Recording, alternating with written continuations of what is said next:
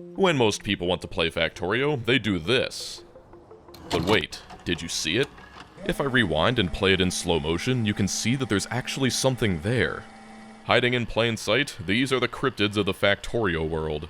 I honestly don't know anyone who's actually played these. In my nearly 4,000 hours in this game, I've looked at them exactly once, but suddenly I can't stop thinking about them. So I think it's time we discover what's really inside. The first one is called Transport Belt Madness. When I boot it up, it puts me into this tiny map in Sandbox mode with nothing but some chests and some items. It seems the goal is to put everything on the left into its associated chest on the right. So all I've got to do is make a couple belts connecting them and hit start level. There we go. Seems easy enough. The next level has double the chests, but it's much of the same. Once you connect 2 or 3, the other ones just fall in line naturally. However, I've realized that for some reason there's a limited number of belts, so I've got to use undergrounds just to save on transport lines. Also, I've just realized that it tells me how long it took me to beat it, so I won't be able to pretend that I'm a genius and beat it instantly. Oh well. The next level has 6 items, but this time we've got to get them across a bridge of land only 2 lanes wide. Setting up the undergrounds like this seems like it's most of the challenge, but we've still got to disentangle the items themselves, with all of the ones on the top needing to go on the bottom chests and vice versa.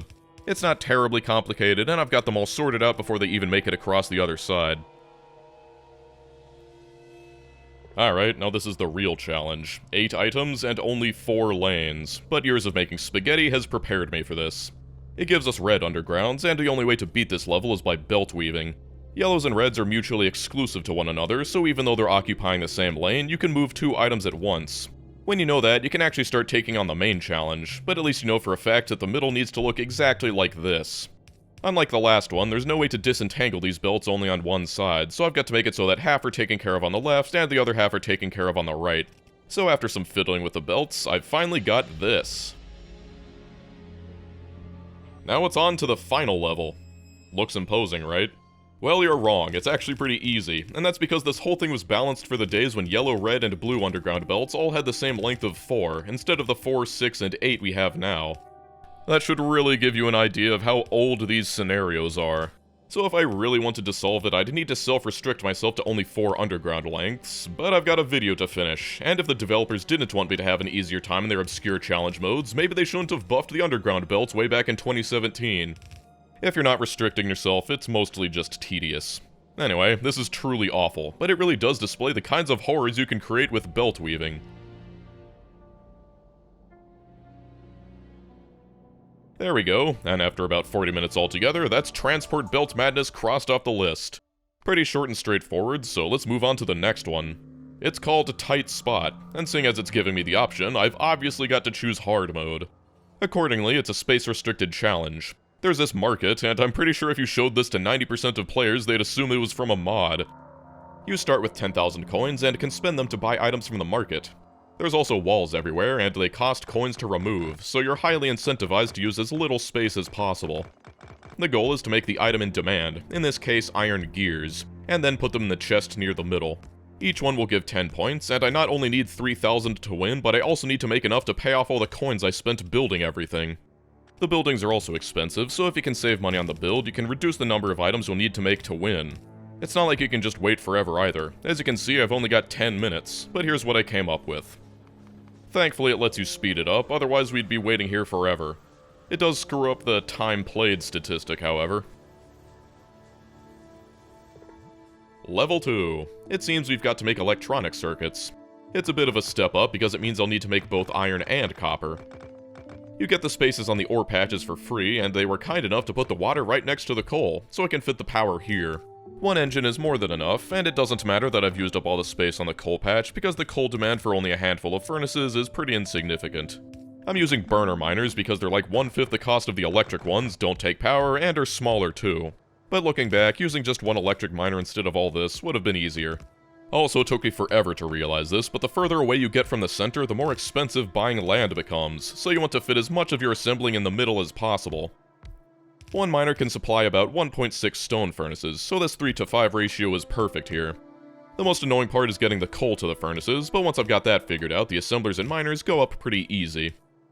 The circuits pull from above and are deposited directly into the chest. And another thing that took me way too long to realize is that you can place the walls back down to sell them and recoup some money. It looks good to go, but the first time around I'm under demand, and that's because it's taking too long for the coal to reach the furnaces. Thankfully, I can purchase coal directly from the market and just put it inside. And while it's not cost effective to supply them entirely with bought coal, it's enough to give them a head start and beat the level. And now it's time for level 3, solar panels.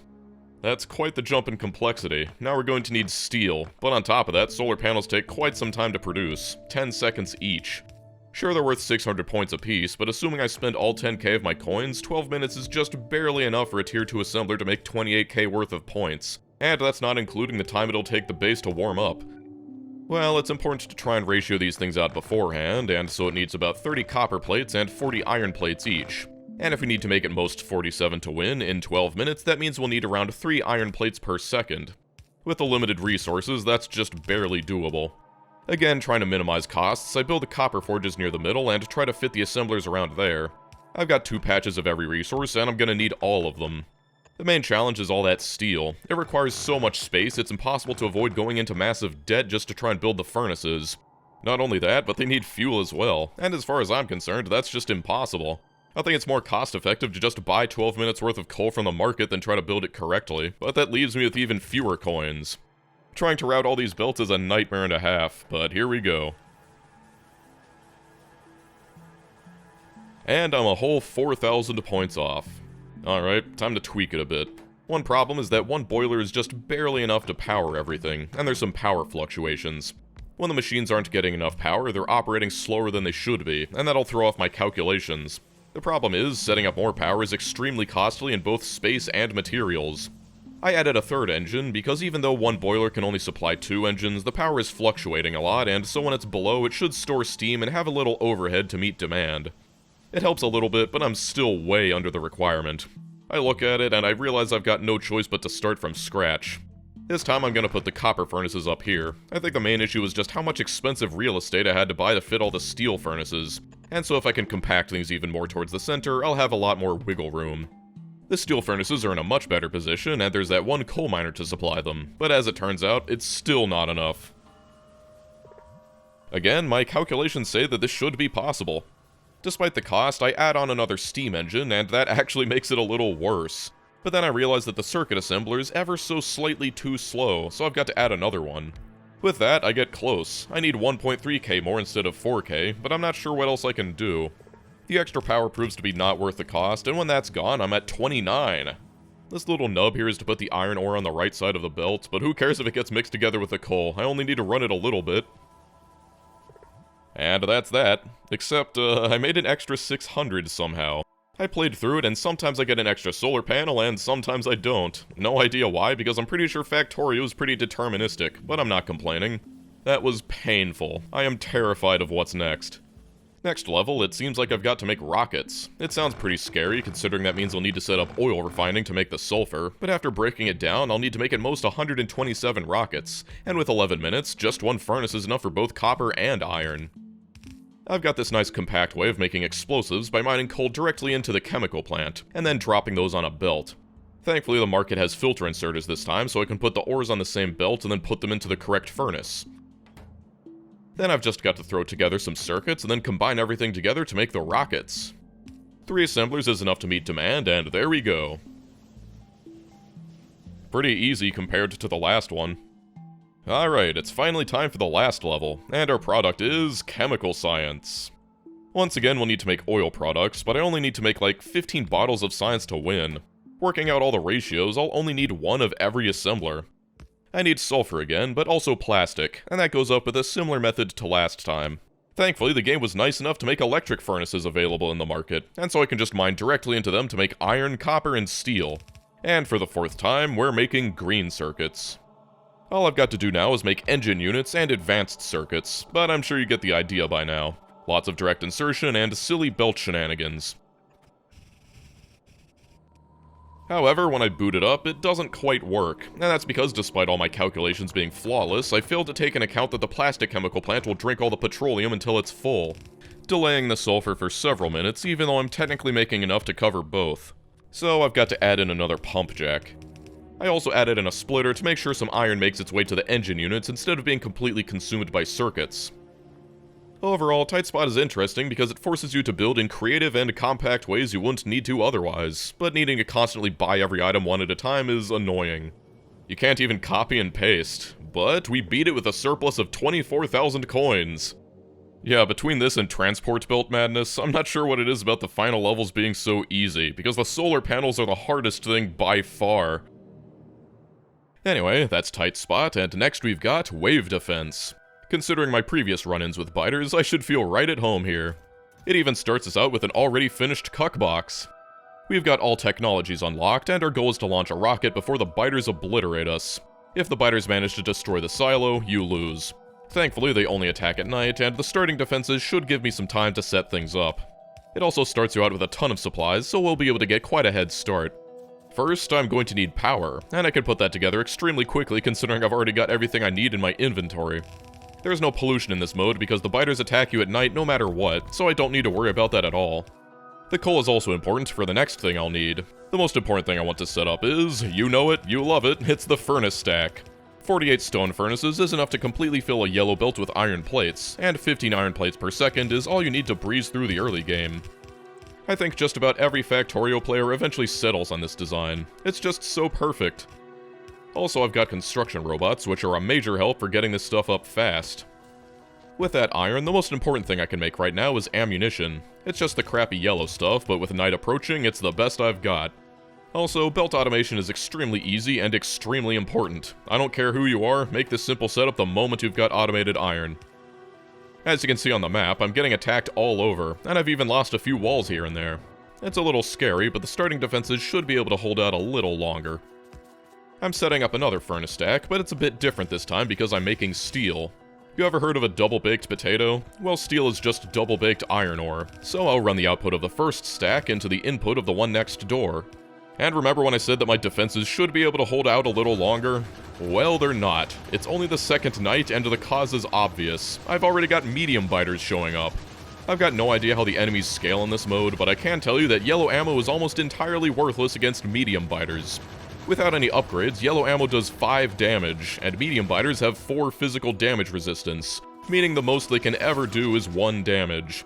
Fortunately, 1 is greater than 0, and so it will kill them eventually. Alright, it looks like I've got to take this a little more seriously. Some of you may have already guessed what that means, but if you haven't watched the other 2 videos about my ongoing war with the biters, there's a certain weapon I'm after. And seeing as I've already got all my research unlocked, it's only a matter of getting iron, steel, and turning that into some engine units. Put those together with some more pipes and gears, and after 19 minutes, I've already got flamethrowers automated. These are going to solve all my biter problems, but unfortunately, they're totally useless without ammunition, and to get that, I'm gonna need some oil. There's a nice patch up here, but there's some squatters sitting on it I've got to take care of first. If you ever want to take out nests in the early game, you can't go wrong with the turret creep method. Thanks to my early automation, even though it's low damage, I've got more than enough ammo to take everything out. I'm rushing, so I'm not even bothering to confirm the kills before I start slapping down those pump jacks. And it's night again, but hopefully this will be the last night I've got to spend bereft of cleansing fire. Also, killing those nests gave me some points I can spend on upgrades, which is a thing, apparently. I want to collect oil inside the walls in case my pump jacks get attacked, and most of the next day is spent placing the flamethrowers. I don't have enough to fully surround my base yet, but this will ease off the pressure. These things are so powerful I don't even have much footage of them actually shooting things because I'm confident that they'll just obliterate everything in their path anyway. In my opinion, they are blatantly overpowered. Since that field up there is probably the only oil patch I'll ever have, it's a really good idea to expand my oil tanks to soak up as much as possible. The oil demand is going to spike when I start making all the parts for the rocket, and so storing as much as I can while building the preliminary base is really important. With that, I've got the freedom to set up the copper stack and slap together some circuits. I'm not going to use these to build the rocket, I just need them for supplies, because I've long since blown through everything I started with. If you aren't automating assemblers, inserters, miners, belts, and power poles, you are playing the game wrong. Seriously, for how easy it is to set this stuff up, I cannot stress enough how important automating supplies is. After that, I fill out the steel stacks, and then use my freshly built mining drills to cover more of the copper patch. The robots are so helpful here, and because of that I can set up another small furnace stack in a matter of moments. This is for stone, and while I don't actually need bricks to make the rocket, it's probably a good idea to automate walls, because I'm all out of replacements.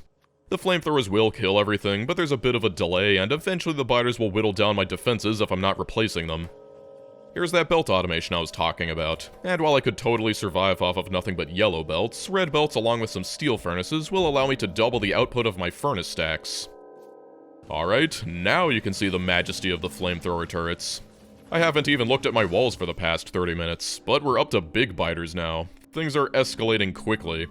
The only weakness of flamethrowers is that if one of them gets inside, they're totally helpless. That's the first breach in almost an hour, and that's convinced me to stop dragging my feet. So I set up oil refining real quick, and by quick I mean that it took me about a minute. And then I spent the next minute setting up oil cracking. Giving me personal construction bots this early makes everything go way too smoothly. But then I take a break and use those walls I set up to add some much needed thickness to my defenses. The main thing I'll need is plastic, because remember, I don't actually need to research anything, I just gotta build a rocket. And so the only things that actually take plastic are the advanced circuits and rocket control units and the low density structures. Similarly, usually you need sulfur for chemical science, but here I only need a bit to make sulfuric acid for the processing units. Then I'll just need to set up all these green circuits to make the red and blue circuits, but since night comes every 9 or so minutes, I'm occasionally forced away from my very important work to deal with some very irritating intruders.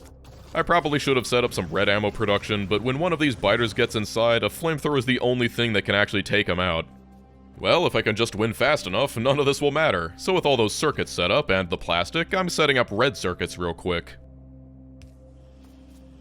Those red circuits will then combine with some more green circuits and sulfuric acid to create processing units. But once again, I'm whisked away to deal with defenses. Without automated repairs, they're just gonna keep finding holes in my defenses and working their way past my flamethrowers. I realize it's not going to be possible to ignore my defenses long enough to finish that rocket, and so I resolved to set up robots next. Except, yeah, they just completely snuck inside and I didn't realize that they were eating my silo this entire time because it was drowned out by everything else that was exploding. Well, I'll just load an autosave and, alright, the game decided to autosave literally 2 seconds before my silo explodes. I cannot believe it. The last autosave is from 20 minutes ago and my last normal save is an hour old. I cannot believe the biters managed the perfect timing.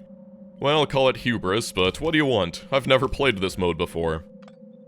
Alright, 20 minutes in the past and I've got to remake the electronic circuits again. But this time I've decided that I'm gonna make construction bots first. I actually still need to make advanced circuits because the roboports take them, but I'm older now, wiser, and so it goes up even faster this time. And then I make batteries. I also need engine units and steel, which I'm going to be taking from the main base with this extremely long belt. I don't have time to worry about aesthetics, I've got electric engines to make. They also take some lubricant, but it's the easiest thing in the world to make. And somehow this big biter has made it all the way to my steam engines and started eating them. There's no oil nearby, so I've got no choice but to use gun turrets. If this doesn't demonstrate the weakness of yellow ammo, I'm not sure what else will. Like, yeah. Well, the good news is, as soon as I've got robots up, I don't need to worry about that anymore. Throw some batteries in, and now I can make construction robots. They're alright in my inventory, but they're even better inside of a roboport. With those advanced circuits, I can automate them real quick, along with some repair kits. Put those in a passive provider chest so that the bots can grab them, and now all I've got to do is add a coverage everywhere. This is a massive upgrade, because now all the walls are effectively self-healing, and as long as I've got flamethrowers, it's unlikely anything will make it inside. So after being humbled somewhat, I've decided to actually automate cannon shells. I'm not sure how it'll affect the biters attacking my walls, but after their short-lived victory, it couldn't hurt to take them down a notch. I'll also want some rocket fuel, because not only does it make my tank faster, but it's also an integral ingredient in the rocket. Alright, time to run them down. It seems weird that this is the only way to get points rather than earning them passively by surviving. It makes this weird thing where you just get them all at once you get a tank. The only thing I can think to spend them on at the moment is firing speed so I can shoot my cannon faster. When it's daytime, the nests are pretty benign. It's only at night when they actually spawn the scary biters, so taking them out is a breeze. That being said, those are behemoth biters. Usually it takes like 30 hours before those things show up, but now we've got them in 2.5 hours. And, well, this is what I get for being too lazy to build gates. It's not hubris, alright, it's just effectively using my time by not building gates. With all those points, the best thing I can upgrade is mining productivity. Since I'm not planning on getting any more ore patches, getting an extra 50% more ores for free is pretty good. And despite my reservations, that does seem to have cut down on the biter attacks. And even though I've got behemoths eating my walls, the bots are keeping everything mostly in one piece. Behemoth biters will take out several walls before they're finally roasted to death, and so this is why I've got alert sounds turned down. Anyway, I finally got some time to myself to actually build the rocket, and it should go up pretty fast. I've got to remake the processing units from that parallel universe, and then set on the other components. The best part about my advanced circuit build is that I can copy the exact same design and then use it to make low-density structures. This should be a decent amount of assemblers for my production, but between this and the processing units, we're going to be using a lot of copper, and so I decided to set up another furnace stack.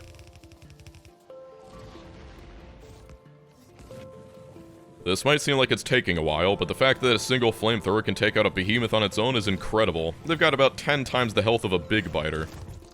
Moving on, I take all that copper and route it into the circuits and LDS, and after that the only things left are steel and plastic. The last things are the RCUs, and those take all 3 colors of circuits, the first 2 in order to make the speed modules, and then the processing units to make the actual RCU. I'll make about as many assemblers as the LDS. That's everything, really. I told you this would go up fast, and now it's simply a matter of waiting around for the rocket to show up. Actually, I should probably make more rocket fuel to keep pace. I meant to collect the components in boxes before loading them into the rocket while I handcrafted some Tier 3 productivity modules, but I forgot and wasted a couple. Oh well, while that's building, I blow up some biters for fun, and as soon as I'm back, the rocket narrowly reaches completion. Building with all the researches already unlocked was interesting. It's still pretty similar to playing something like Death World otherwise, but there you have it. Wave defense in 220 minutes, and that's another one down. This was definitely the most entertaining one so far, because while Tight Spot was interesting, it was also a little annoying. The problem with this one is that the game can't scale past behemoth biters beyond just sending more of them, and flamethrowers don't really care about numbers, so even if I didn't win, I was already in a position to survive indefinitely. Moving on, number 4 in our grand adventure is Supply Challenge. Your challenge is to supply these chests with whatever items they ask for. If you end the round early, you'll earn bonus points, and that's about it. The first request is 15 stone, which I could do myself in like 30 seconds, and so that's exactly what I do, and I managed to secure myself 1,238 points. Now the next request is iron plates, and seeing where this is going, it's probably not going to be a good idea to just skip ahead willy-nilly. I've got to set up some proper automation. Unfortunately, there weren't any big rocks around to give me free stone, and this mode started me with nothing but 8 iron plates, so it takes a little longer than usual to get basic smelting up. Apart from that, it's looking like any other early game.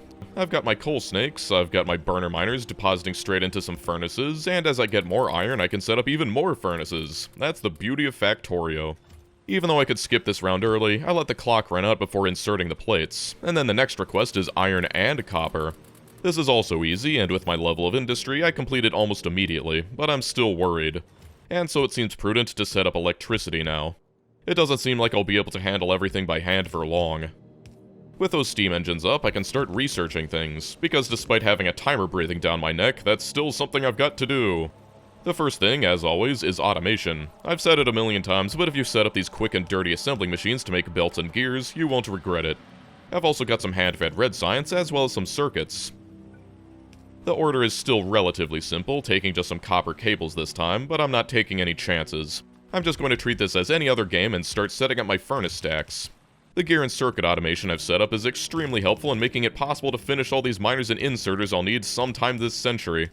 I don't need the full stack of 48 right now, and it's more important that I just get things fully automated. Once I've got belts and inserters by the chest full, I'll start expanding them. That means I'll need copper as well, and so I set up another small stack for that too. By the way, I got 50 points for fulfilling the request but letting the timer run out. If score is what you're after, you really want to skip, but I'm still terrified. You can see what's up next, and it's starting to get a little more complicated. Still, easily doable, but it's a trend. With both stacks fully online, the first thing I want are gears and circuits. Yeah, I've already sort of got them automated, but it's much better when I don't need to supply them by hand.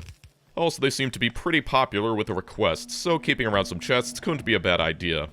There's also that yellow ammunition at once, as well as some automation science. It feels like I'm on a good pace, but I really don't want to skip even if it feels like I can. Well, the next level is pretty much the same, except it swaps out yellow belts for the yellow ammo. Here's that inserter and belt automation I was talking about. Not only is it useful for building the base, but it's also important for green science.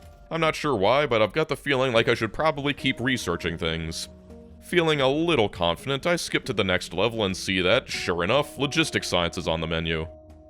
So it seems prudent to set up some real science automation, and so I get some labs going, which means my iron is now lagging behind, but getting more is as easy as extending the stack. I'm not too concerned beyond this because 1 stack's worth of iron is pretty much all I'll be able to get off of this one patch anyway. So now it's time to take those belts and inserters and turn them into science. And there it is. The next level wants 10 fast transport belts. That's exactly the sort of sucker punch I was afraid of. It's not the belts themselves, no, it's the fact that to make them I need to research 200 packs worth of science. This is why I was afraid of skipping too much, because with this small base, just getting the research takes several minutes, and it's not even halfway done by the time I'm into the next level that requires them. Well, there's no use crying about it, and while it's going to be closer than I'd prefer, I've still got to focus on the big picture. That's why I'm setting up steel. Not a full stack, but half. Steel demand is very minor until you reach purple science, and I've chosen to believe that this mode won't go that far. And with a few minutes to go, I handcraft those fast belts. The next order is much more straightforward, and just uses that steel we finished setting up. But again, I'm hesitant to skip. My heart tells me that I should be researching everything I'll need to make chemical science, because that's a lot of random researches, and waiting until it appears on the list probably won't leave me with enough time. Anyway, I've got these piercing magazines that take some of that steel, and again, assuming I'll need it later, I set up some small brick production. You usually don't need many of these, but if oil is in our future, I'll need at least a few to make the refineries. And what did I tell you? Now it wants me to make plastic, which is a petroleum product. I'm going to need a bunch of pipes, so you can't go wrong with this simple design. The research itself takes as much as the fast belts, but I've upgraded my labs a bit since then, so it won't take as long. There's actually this tiny oil patch down here, and the demand is an incredibly small 5 bars, so this will at least cover me for the near future.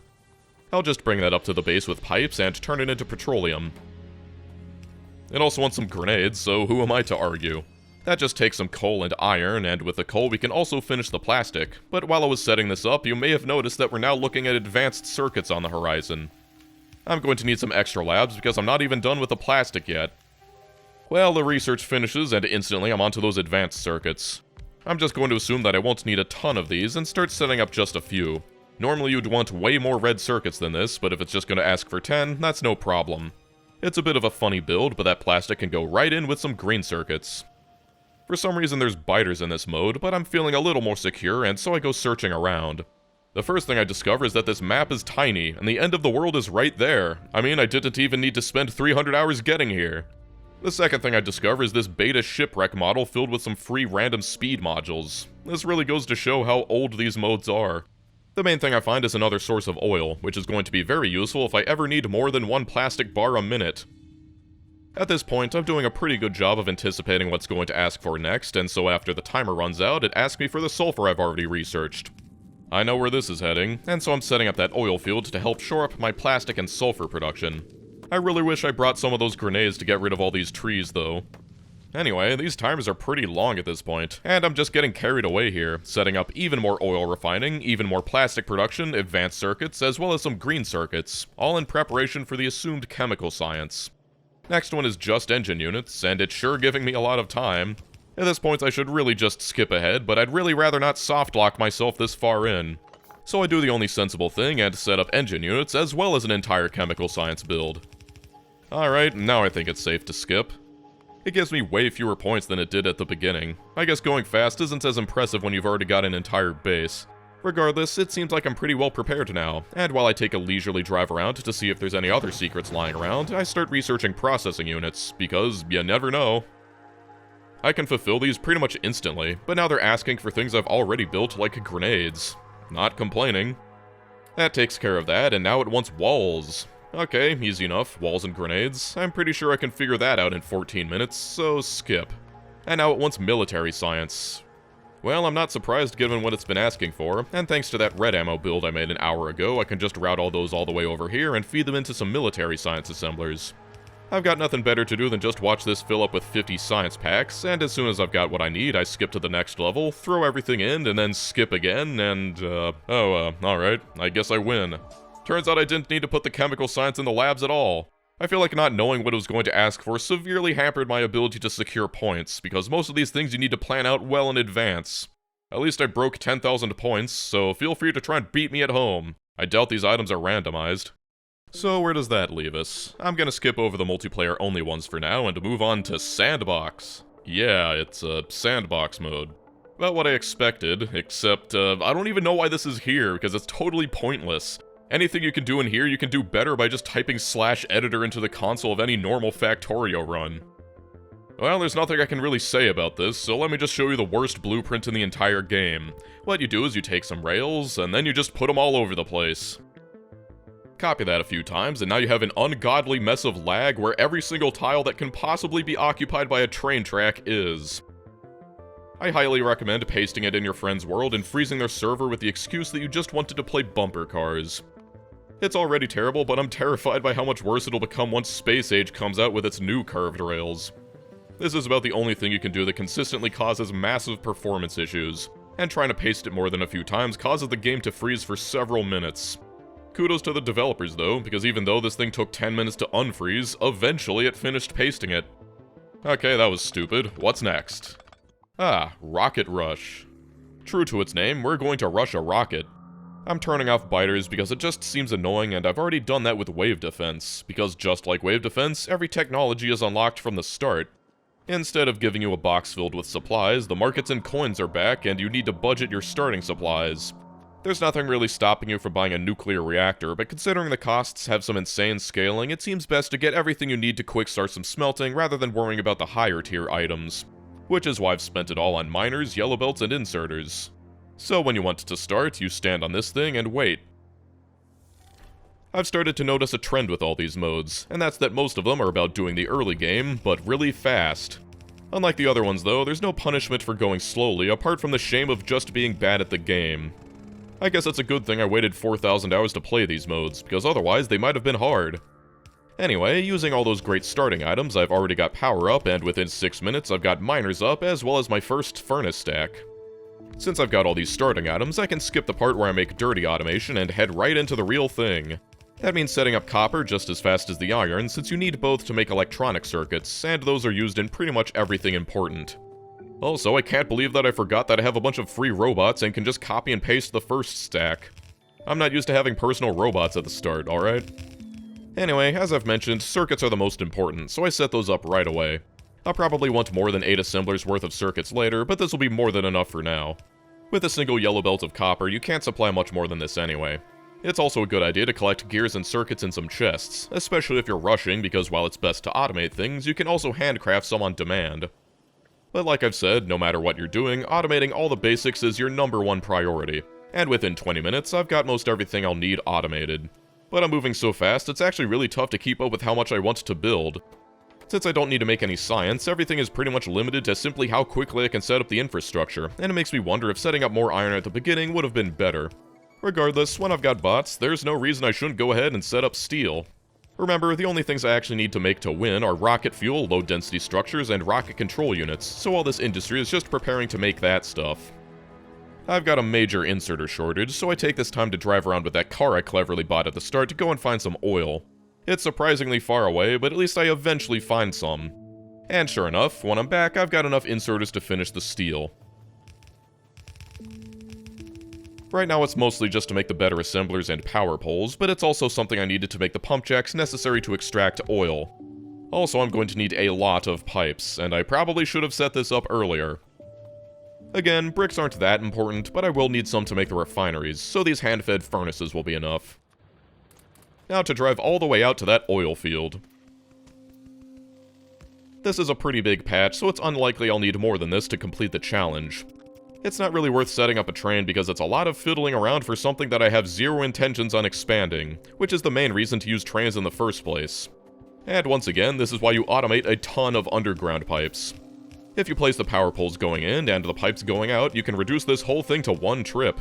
Thanks to those bricks, I can handcraft some refineries, but now I'm all out of pipes, and while I wait for more to appear, I feel like I should be doing something useful, and so I drive all the way down here and set up some more miners. I'm definitely going to want some more iron ore later, and so it can't hurt to get everything up and running for when I need it. These 3 yellow belts are equivalent to a single blue belt while being 7 times cheaper, so when you're short on time and short on resources, don't be afraid to spam them all over the place. I'll use those later, but now I've got enough pipes, so it's time to finish up setting the oil refining. I'm going to need advanced refining because one of the 3 things we've got to make is rocket fuel, which can only be made out of light oil. That means I'll also need to set up oil cracking, and I'm sure there's some way to hyper-optimize this, but it's not like I prepared at all for this run, and that's evident when I completely forgot that you needed engine units to make pumps. I could theoretically make a cracking setup that doesn't need pumps to control when to crack the excess oil, but just making engine units is probably faster than thinking that up. Also, I've only realized now that I'll need them anyway because unlike Wave Defense, it didn't start us out with a silo, so I've got to make one myself, and that takes electric engines.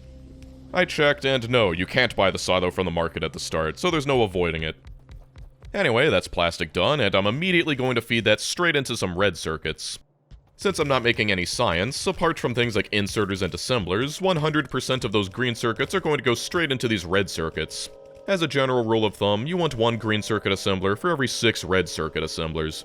Believe it or not, we're actually very close to being able to build the rocket. Now I'm going to set up that extra iron I got earlier, but looking back on it, I probably didn't need 2 extra stacks because the only real consumer of iron is steel and circuits. The main demand is copper because that's used in LDS, as well as all the circuits necessary for the RCUs, so that's why I'm setting up another copper mine and bringing it down to the base much in the same way as the iron mine. And I'll just paste down some stacks right here. Upgrading these to steel furnaces and red belts would take longer than just pasting more, so these will be yellow belts until the end. But this is my first major mistake. I forgot to set up a source of raw stone to make furnaces, and I'm totally out, significantly delaying when I can finish my copper stack. And then this is my second major mistake. With all these miners, I appear to have totally overestimated the amount of power that I can extract from that one coal patch, and we're now entering a power death spiral. The main issue is that I just totally forgot to upgrade power, and low power means slower miners, which means less coal being mined, which then means less power. Adding on another 12 boilers should help, but I still don't have enough coal to support it. It's not ideal, but the best thing I can do right now is use that light oil to create solid fuel and put it on the fuel belt. I'd really prefer to use it in rocket fuel, but this is the best I can manage on short notice. It's not like I've got the time to set up nuclear or solar power. It's not a bad idea if you've got spare oil, but I am really low on fuel because I need to make even more. Well, that was unfortunate, but now we can finally finish the extra copper stacks and route those bad boys right next to the extra iron. This is also I can make some more circuits, and all of these are going to be used for making processing units. You'll want 1 green assembler for every blue assembler, so this will be enough to keep 8 processing unit assemblers going indefinitely. Now the only thing I'm missing for processing units, and by extension RCUs, is sulfuric acid. It takes sulfur and some iron, but I'm on a tight schedule, so I just steal some from the steel build. Alright, acid acquired. Now I've just got to bring it back to the circuits, and with this spaghetti becoming terminal, it's not as straightforward as it perhaps should have been.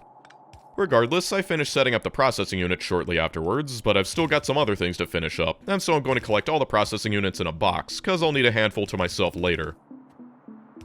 That's mostly the RCUs finished, so just like the last time, I can just copy the advanced circuit builds and convert it to low-density structures. This is where most of the other belt of copper is going to go, seeing as these things take 20 plates each. Unfortunately, when I'm playing really fast, I don't stop to get the best footage, so just believe me that it's working. Next is rocket fuel, and as always, it's incredibly easy seeing as its only ingredient is light oil. I'm always fond of this direct insertion design, but one of these days I should really examine if this is really the easiest way of doing it. Hopefully I can sustain this much production while still powering half my base with light oil. Speaking of, it's time to add even more power. But the best thing about solid fuel is that it's got 3 times the energy density of coal, so I can just keep using the same fuel belt without needing to worry about the throughput. Okay, now I can make the RCUs. I mean, I've already done these before, so there's not too much to add. With those completed, that's everything we need to finish the rocket, except the rocket silo. Yeah, I've still got to worry about that, but I've got plenty of time while I wait for the 700-ish of each item I'll need to slowly accumulate. The first order of business is productivity module 3s, because without them I'll need 1,000 of each item instead of 700. And believe me, it's worth it. I don't have time to craft them by hand, so I've set it up to just pull from some boxes. This is why I've been collecting circuits this whole time. It's just one item, but a single Tier 3 productivity module takes almost 200 advanced circuits and 30 processing units. Well, with that going, I'm free to worry about the other things I'll need, and one of them is 200 electric engines. It only takes 1 chemical plant making lube, and this is also why I've been collecting steel and engine units in some buffer chests. I can just build this anywhere, and since I only need 200, there's no harm in supplying everything by chest. Alright, the last ingredient I've got to make is 1000 concrete. I can just use the iron ore right next to the brick furnaces and drop those onto the same belt. Then plug in some water and wait. Like I said, there's no way I'll get enough to build the rocket before this is finished, so it's not really wasted time. And so I just stand around a bit waiting for the last of the engines to show up before I can finally craft the silo. There we go, slap that baby down, throw in the productivity modules, and we're officially on our way. Production seems to be relatively stable, but I decide to throw together another copper stack just to make sure we're good on circuits and LDS. Rocket Rush and Wave Defense are definitely the ones I had the most fun with, and they're an interesting challenge, at least if you know what you're doing. Turning off biters definitely feels like the right decision, because it was just fun focusing on building for a bit. There's a lot of stuff I could have done to improve my time, even beyond the furnaces and coal snafu, but my brain isn't properly wired to the ratios of raw resources you need just to make rocket parts. And before long, our beautiful rocket rises from the ground. Consider this rocket rushed.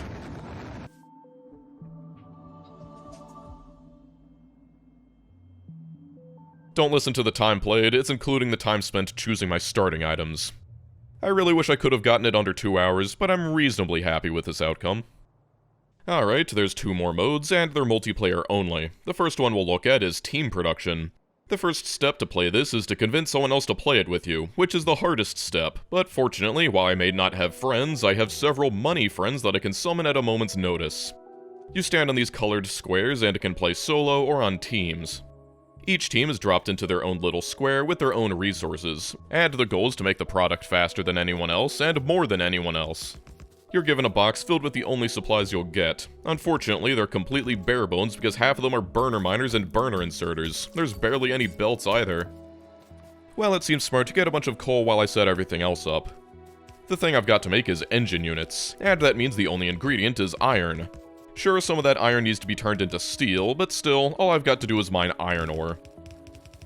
Fortunately, there's an infinite supply of power down there, so I don't need to worry about boilers on top of everything. Since I just need to make a couple engine units, there's no reason I should try to automate fueling these things, and so all the coal will be hand-fed. I wish it gave me way more furnaces, but I guess working with what you've got is half the challenge.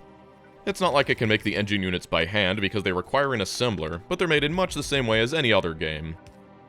After I'm done manually fueling all the annoying burner inserters at least. When I put the engines in the chest, you can see that they appear on the board and the total number goes down. This is a global production task, so everyone contributes to the pool and the person who contributed the most gets the most points. I mined some stone just to make that little bit of extra steel, but pretty soon the round ends. There's the scores, and people who sadly didn't make a single engine unit don't even get to appear on the board. Alright, next round is walls, and unlike last time, it's absolutely loaded us with high-tier items. I've got electric furnaces, substations, assembler 3s, and speed modules. The only thing I've got to do is make bricks. Well, the more miners I can fit on the patch, the better. These electric furnaces really make things easier, and even though it's only given me 8, that should be more than enough when you factor in speed modules. I can also throw speed modules into the miners. This should be fairly balanced so that I'm not mining more stone than I can bake, or vice versa, but it's not like I've got the time to perfectly calculate it. We're making walls, not bricks, and so I've got to make an assembler, but walls craft crazy fast, and so just this one assembler should be enough to consume that entire belt. You can see the global task numbers going down as the other contestants start trickling in their contributions. This person appears to have underestimated the crafting speed of walls. This is an interesting design where all the miners output directly into the furnaces. This is the privilege of the person who's already finished, getting to stare at someone else's build. Well, the round ends, and I'm still on top. I'm a little concerned about the 2 people who didn't even manage to make a single wall, but, do your best. Okay, the third round is suddenly way more complicated, demanding 200 red wires, 150 explosives, and 50 piercing magazines. To make matters worse, it's actually given us less than it did for the walls. Well, first things first, I'll try and get some red ammo out of the way. That takes steel, but it also takes copper. Thankfully, I can rely on the skills honed by hurriedly setting up military science in the middle of death world runs to finish up the piercing magazines quickly. I set up this extra mining just so I can have some iron to myself, because it really helps when you can actually craft belts. Next, I'll do explosives, and it sounds a lot worse than it actually is because an infinite supply of sulfur is being dropped off from this chest. I might be the only one who realized it, but you can just stand there holding F until you grab enough in your inventory to make all 150. Again, this is about getting things done fast, not well, and so hand-fed builds are superior. By using this coal patch near the water, I can mine coal directly into the chemical plant and just supply the sulfur by chest. I've decided that I'm just going to handcraft the red wires while everything else works. It'll probably be just as fast as trying to set up an automated build, and so once again I take this time to survey some of the other builds. This person's going hard into the explosives. At the start, I thought it would be smart to try and specialize into one item and make as much as you could instead of trying to make everything poorly, but then I realized that this isn't a global task, it's individual. I was actually fully prepared to just let everyone else finish the red wires, but it looks like I've got to do them all myself. I actually set up some electronic circuit automation, but I'm still crafting the wires themselves by hand. After a couple minutes of handcrafting, I turn everything in and see that now the round has a timer. After the first team wins, everyone else has another 2 minutes to get as much as they can. However, only one other person managed to complete everything. I don't know how this person got in here. The server was supposed to be restricted to 8 players. Yeah, well, I'm sure they could use the help. Yes, this is why you subscribe to my Patreon, to be subtly demeaned in front of all my viewers. Okay, round number 4, and we've got piercing magazines again. The ammunition's so nice, we had to make it twice. Our electronic furnace privileges have been reinstated, but not so much that I can entirely rely on them. That means I want another coal snake to draw from. But piercing magazines take roughly the same number of steel, copper, and iron furnaces. I say roughly because it's technically 554, but who cares about a 25% difference? There we go, look at all that beautiful red ammo. I'm so confident that I used some of it to craft an attack bot and throw it at my neighbor. Part of me was hoping that PvP was enabled so it would kill him. We've got a nice hand-fed design down here, and despite having access to 2 players, this team has decided to deforest everything. Well, at least almost everyone is on the scoreboard now. Final round. It's a ton of copper and steel. Part of me was hoping it would demand like 500 personal laser equipments, but this is going to be pretty easy. And because it's going to be pretty easy, that means I need to work even faster if I want a piece of that pie. Good building privileges have been revoked again, so it's as basic as it gets. I mean, I've basically already done this in the previous round, it's just this time we aren't actually turning it into anything. As expected, the remaining copper plates start plummeting, but we're doing good. And these people really hate trees. It's not a bad setup, though. The copper demand has vanished very quickly, and so I harvest all the furnaces and use them to make even more steel. It gets me an extra 8 or 2, and then some madman just throws in the last 20 all at once. Well, there it is, the final scores. At least everyone made it onto the board this time. And then it just starts over. Honestly, I was kind of expecting some kind of reward for being number 1. You know, just something telling everyone how great I am. Is that too much to ask? Well, in the absence of an actual ending, I decided to create one myself. You know, it's a shame that none of these rounds gave you access to plastic and explosives, because I definitely would have spent the entire round making one of these. Turns out this was a death game the entire time.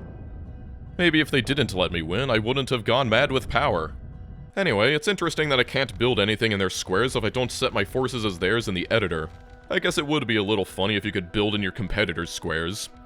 It's extra funny because that means even if I spawn in a ton of behemoth biters, they won't be able to kill the person inside because they're technically his allies. Well, I guess I'll need someone else to do my dirty work.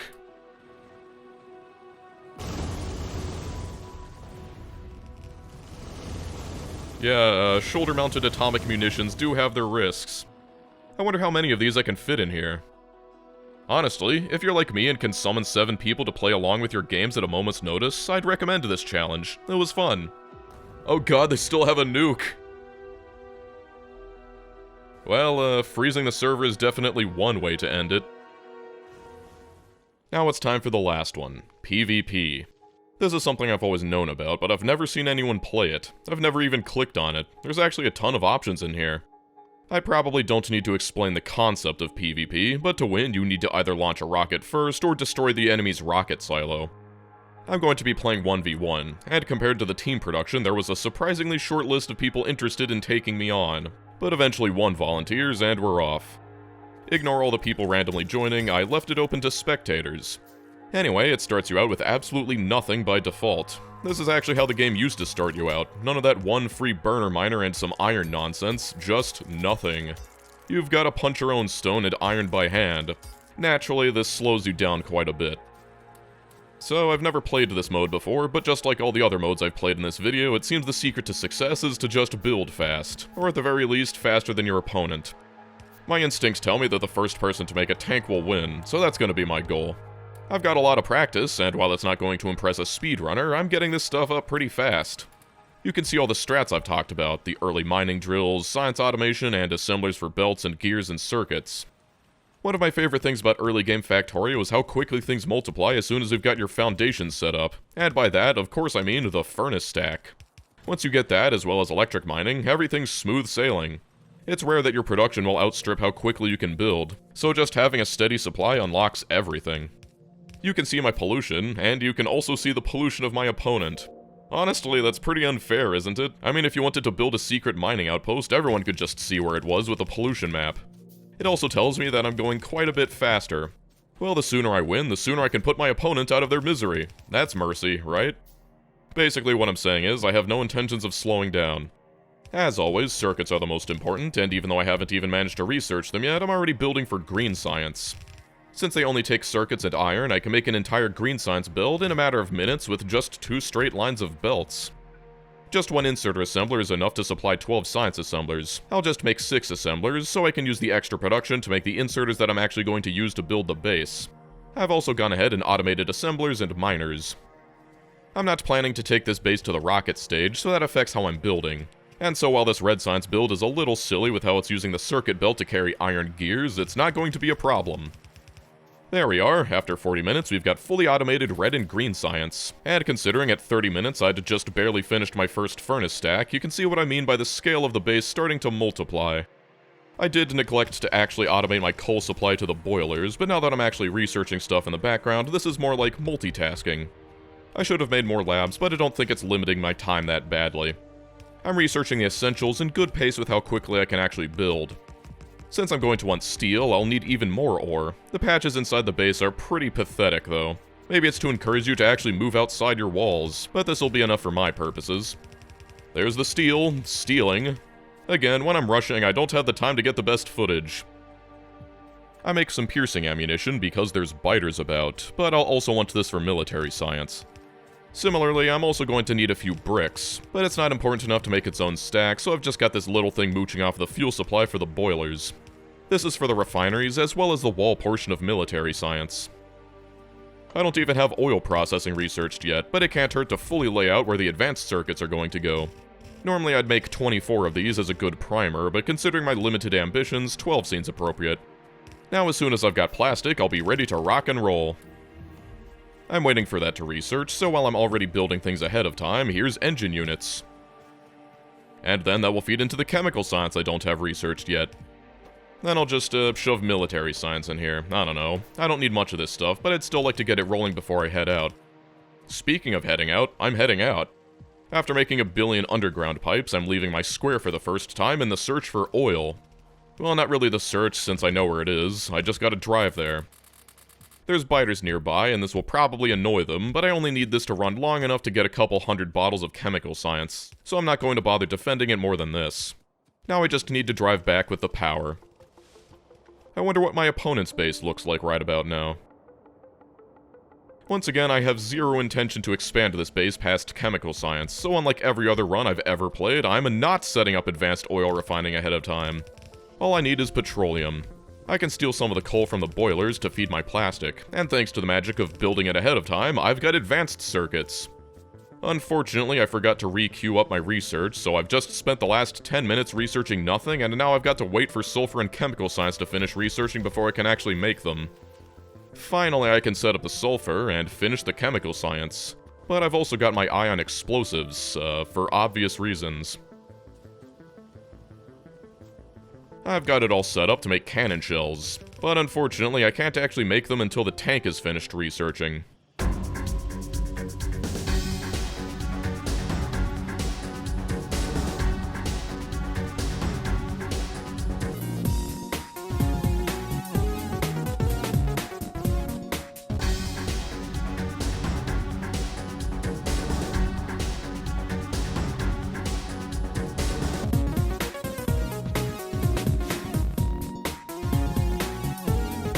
Alright, that's enough.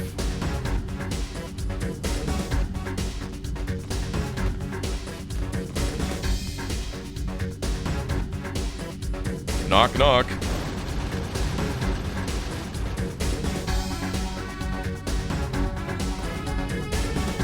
You know, this makes me feel bad. It's like the bully pushing over your sandcastle at the beach, except you can't even have the moral superiority because he also made a better sandcastle than yours.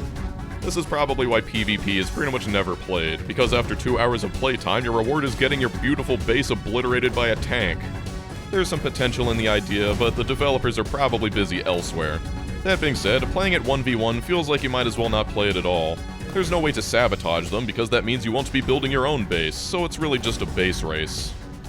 Maybe I should have made it 1v3. Would that be too conceited? Once again, this is what you can expect from signing up to my Patreon, getting blasted by a cannon. Hopefully I've made you aware of these modes, and then immediately answered all your questions about them so that you never need to play them. My favorite was probably Rocket Rush, because a lot of it was just building as fast as possible, and I think with some improvements, Wave Defense would come out on top. I'd rather not think about Tight Spot anymore, and team production is actually kind of fun with friends. PvP is interesting, but when most people just want to relax and build their factories, doing it competitively isn't that enticing. Well, thanks for watching, I'll see you later.